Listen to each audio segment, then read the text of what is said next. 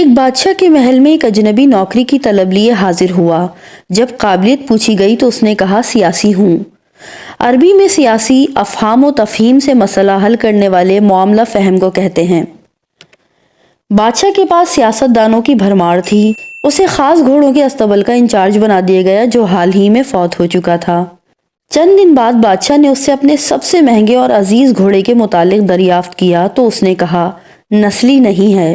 بادشاہ کو تعجب ہوا۔ اس نے جنگل سے سائس کو بلا کر دریافت کیا۔ اس نے بتایا گھوڑا نسلی ہے لیکن اس کی پیدائش پر اس کی ماں مر گئی تھی۔ یہ ایک گائے کا دودھ پی کر اس کے ساتھ پلا بڑا ہے۔ مسئول کو بلایا گیا اور پوچھا تم کو کیسے پتا چلا اصیل نہیں ہے؟ اس نے کہا جب یہ گھاس کھاتا ہے تو گایوں کی طرح سر نیچے کر کے، جبکہ نسلی گھوڑا گھاس منہ میں لے کر سر اٹھا لیتا ہے۔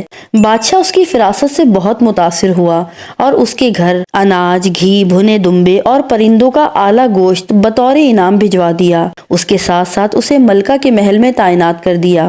چند دنوں بعد بادشاہ نے مصائب سے بیگم کے بارے میں رائے مانگی تو اس نے کہا طور و اطوار سے تو ملکہ جیسی ہی ہے لیکن شہزادی نہیں ہے۔ بادشاہ کے پیروں تلے سے زمین نکل گئی۔ ساس کو بلا بھیجا اور تمام معاملہ اس کے گوش گزار کیا گیا۔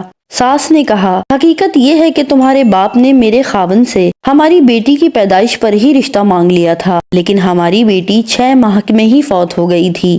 چنانچہ ہم نے تمہاری بادشاہت سے قریبی تعلق قائم کرنے کے لیے کسی کی بچی کو اپنی بیٹی بنا کر پال لیا۔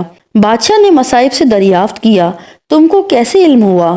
اس نے کہا اس کا خادموں کے ساتھ سلوک جاہلوں سے بدتر ہے۔ بادشاہ اس کی فراست سے خاصا متاثر ہوا۔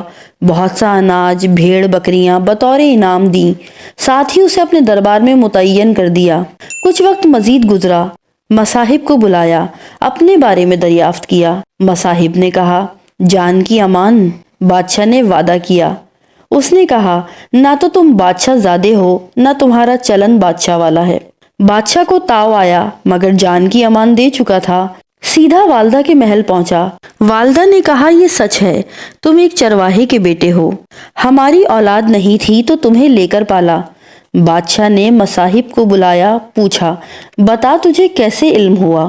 اس نے کہا بادشاہ جب کسی کو انعام و اکرام دیا کرتے ہیں تو ہیرے موتی جواہرات کی شکل میں دیتے ہیں، لیکن آپ بھیڑ بکریاں کھانے پینے کی چیزیں عنایت کرتے ہیں۔ یہ اسلوب بادشاہ زادے کا نہیں، کسی چرواہے کے بیٹے کا ہی ہو سکتا ہے۔ عادتیں نسلوں کا پتہ دیتی ہیں۔